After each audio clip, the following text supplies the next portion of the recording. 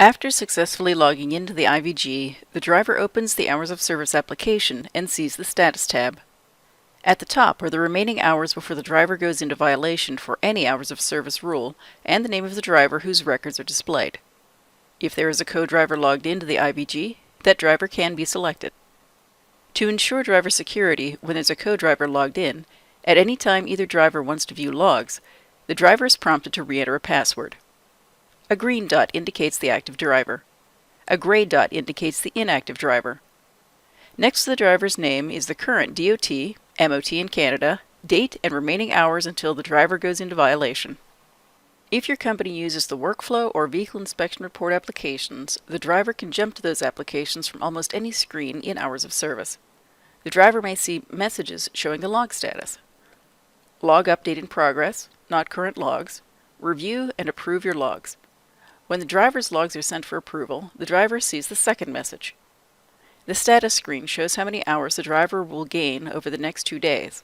Have your drivers use this information to determine if a 34-hour reset is needed. The Status tab also displays the current duty status and information about that status. To edit remarks on the current status, the driver taps Remarks. To change status, the driver taps Change. Here the driver taps a different duty status.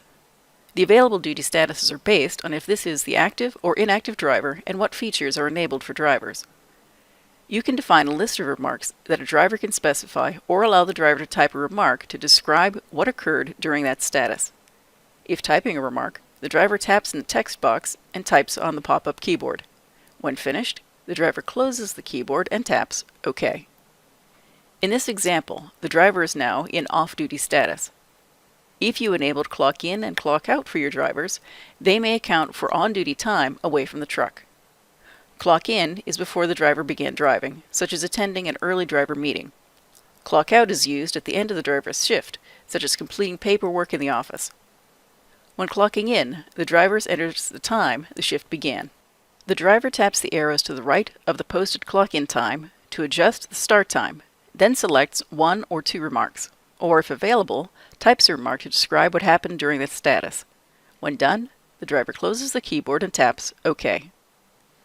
The clock out function works similarly, and the driver identifies when the shift ends. The Summary tab graphically shows the 4 main clocks available to the driver. The shortest bar indicates the Hours of Service rules that is next to go into violation. The Clocks tab displays only if you specified on your contract that you would like to run rule sets other than the default US rules. If you're running multiple rule sets, this tab shows a summary of the driver's hours for the current duty cycle. The Hours of Service application does not automatically identify when a state or international border was crossed. While the driver is pulled over during a border crossing inspection, the driver must tap Border to indicate manually that there is a border crossing. The driver can also tap Region to identify the rule set being used. The Graph tab graphically represents the driver's duty status for the current day. The information on this tab is view only, and from here the driver can see information about the selected day. The driver selects a duty status to see any remarks entered for it. The Daily Log tab shows the driver's daily duty status logs as a list. The driver can scroll among days, view info about an entry, or select duty statuses to see company info or any remarks about a duty status. During a roadside inspection, the driver can send e-rods if requested, show the inspector mode which displays different information than the default driver view, and show the header that provides additional details for the inspector. The Duty Cycle tab, named for the US or Canadian duty cycle the driver is running under, shows a daily sum of mileage, driving time, and on-duty time. Further details are shown under the Vehicle Info. From here, the driver can request the latest duty status logs from the server. The Certify tab is where the driver would view, edit, and certify logs. For more information on editing logs, see the Driver Log Edits video. The Load tab is where the driver would enter load information and view current and historical load information. If your company has integration with a dispatch application or workflow, this information may be pre-filled and the driver doesn't have to do any manual entry for each load being hauled. Because load information is a federal requirement, if no information is entered about the load, the driver is prompted to enter load information the following day or face a form and manner violation.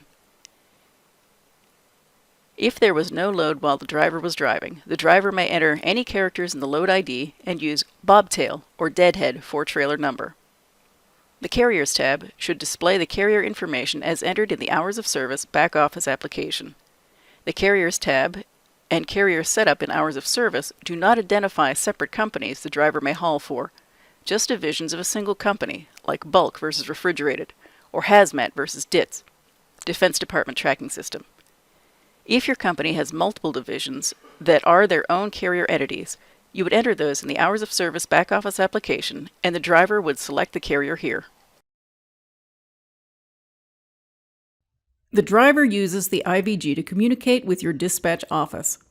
Depending on how your IVG is configured, the driver can exchange information with your dispatch office, view videos, hear audio files, and download PDFs, surf the internet, log in and use Hours of Service, navigate among various stops.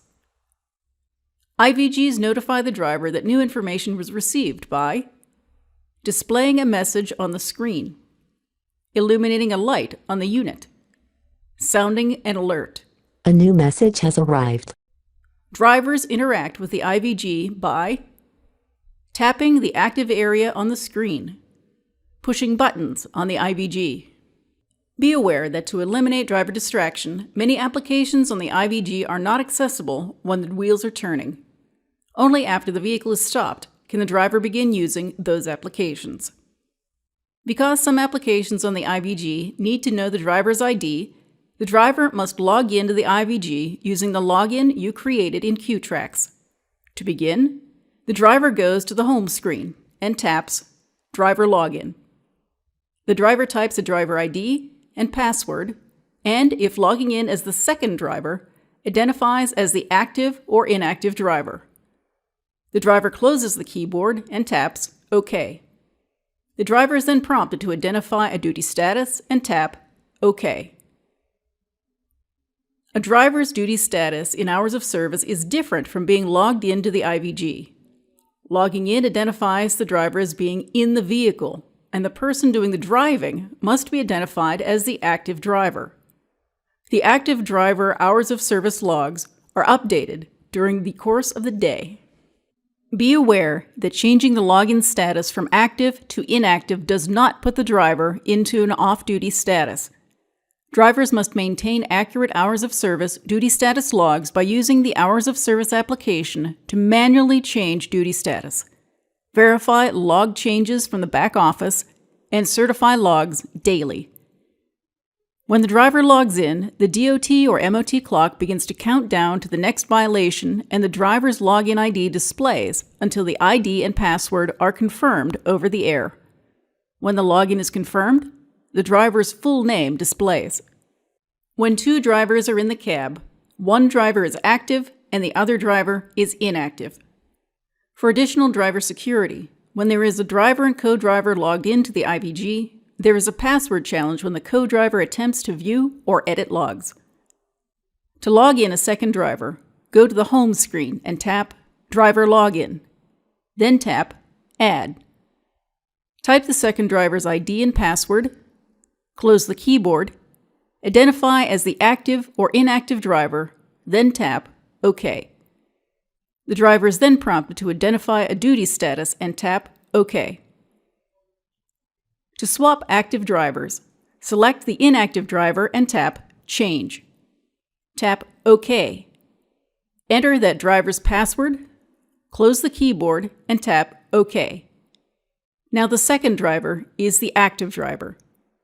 To log out, the driver goes to the home screen, taps Driver Login, Log Out, identifies a logged out status, and taps Log Out. In most cases, you maintain logs by manually identifying duty status changes as they occur, or the IVG puts you in the appropriate duty status automatically.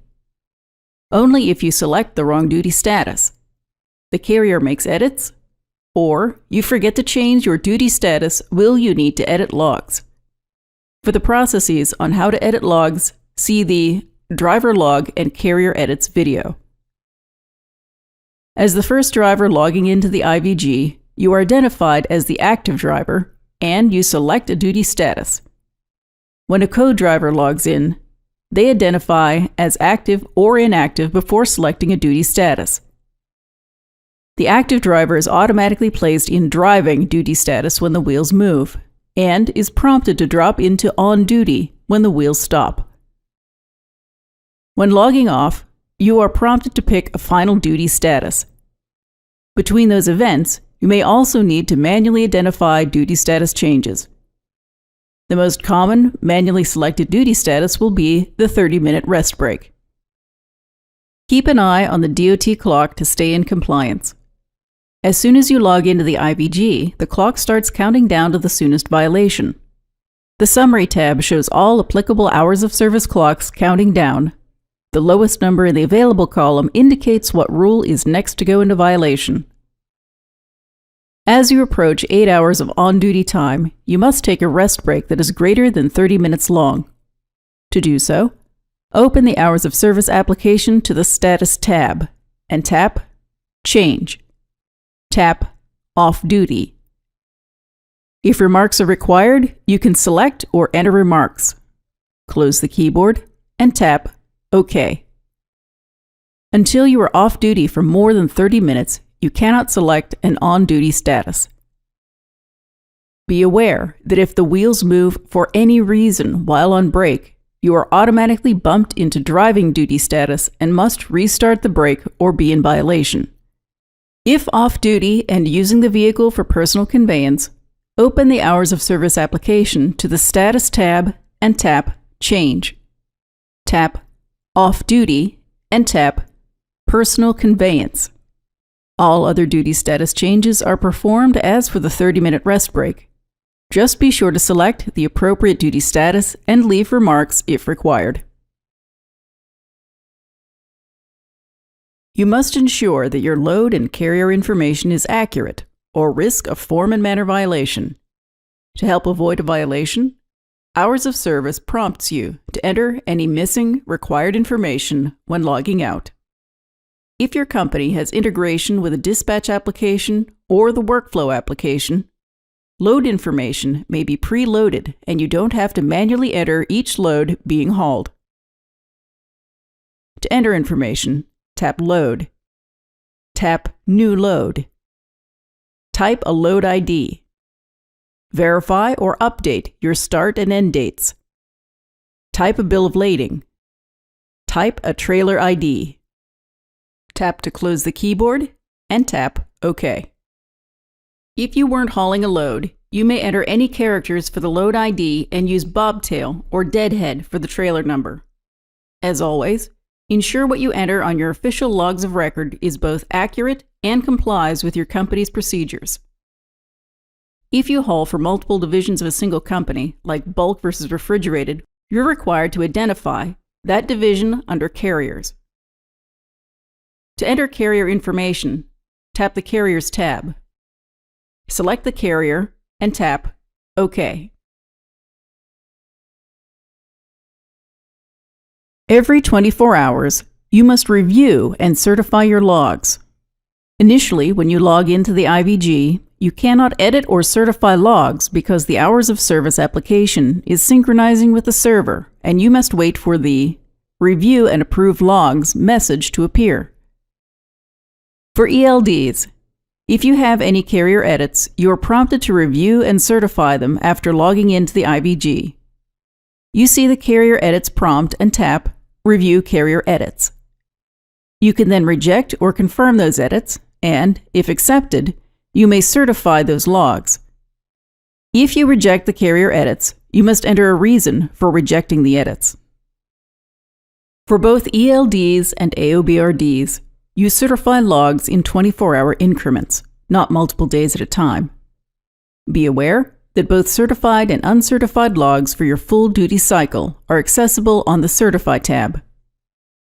If you are certifying logs without being prompted, as part of the normal log review and certification process, from the ELD's home screen, tap Hours of Service, and on the Certify tab, tap the arrows to the right and left to scroll to specific dates.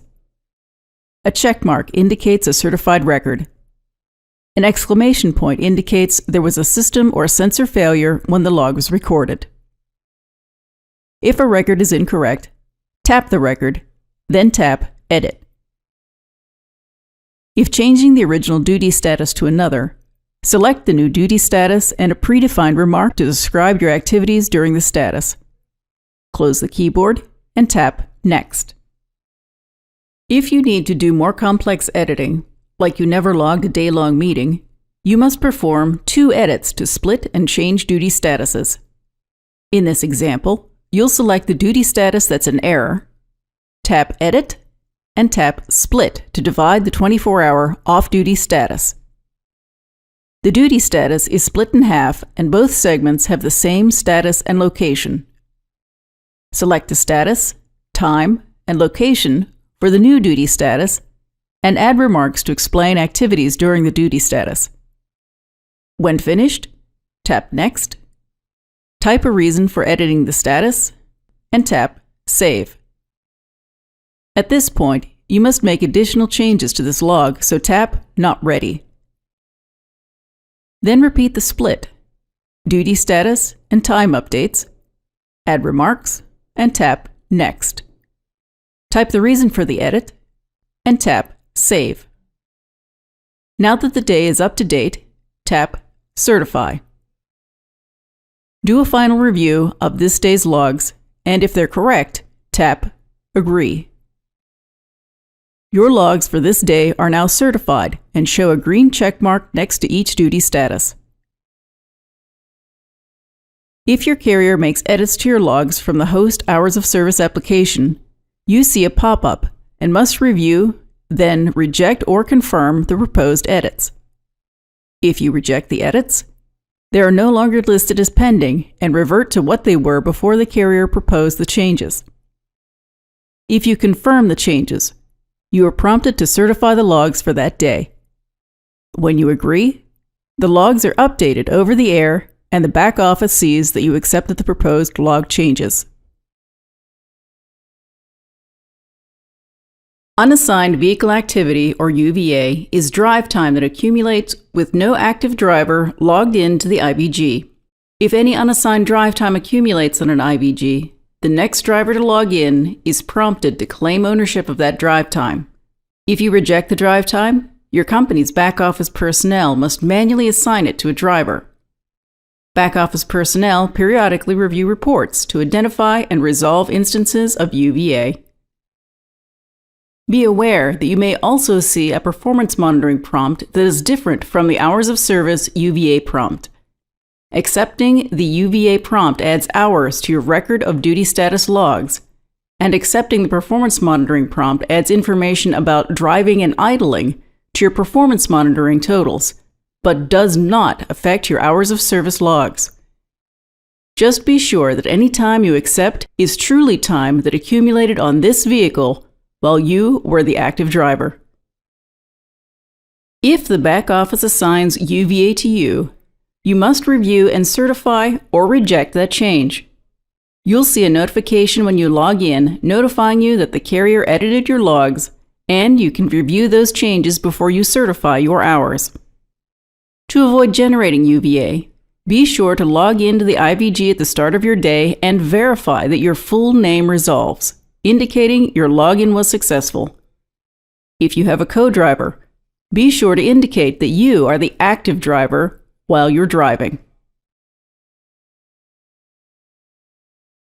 Personal conveyance, previously known as off-duty driving, is a special case of the off-duty status that, if allowed by your company, lets you manually identify time that you generate while off-duty as personal conveyance. Your company may allow unlimited personal conveyance or limit it to a number of minutes. If your company limits the length of personal conveyance, you'll receive an alert on the IVG that indicates that you're exceeding your company's personal conveyance threshold, but you are not automatically dropped into drive duty status.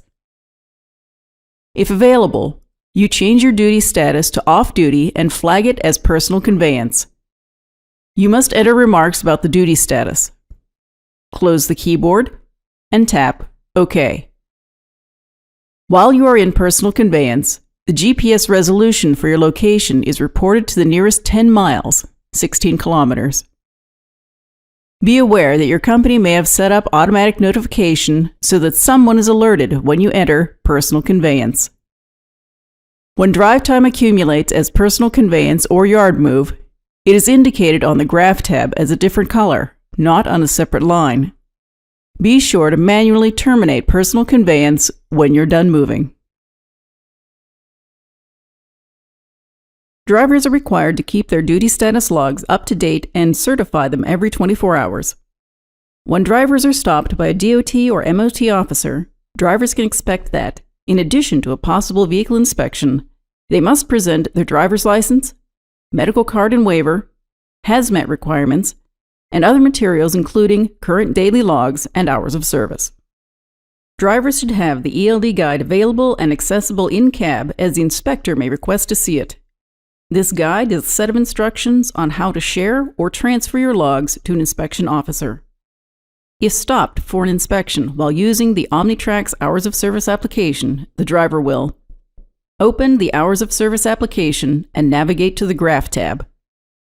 Hand the IVG to the inspector through the driver's window. Provide the ELD guide.